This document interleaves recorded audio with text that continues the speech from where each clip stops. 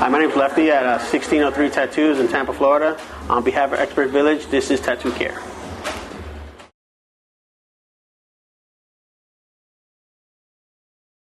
Wash my tattoo. After you wash your tattoo, excuse me. What you want to do is you want to pat it dry with a towel. Okay, you never want to wipe it because you run the risk of pulling off any scab that might have formed.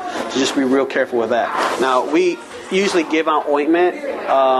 If you don't recommend this ointment for yourself, you can either get like an A&D, like I mentioned before.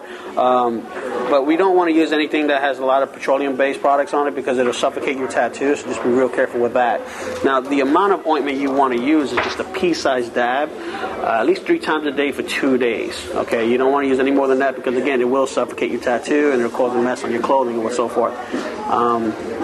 Also, after the 2 days of using that ointment, you just want to kind of let it breathe a little bit. You want to let it do its course, so just be real careful with that. Again, do not use anything that's petroleum-based, and just keep it very clean.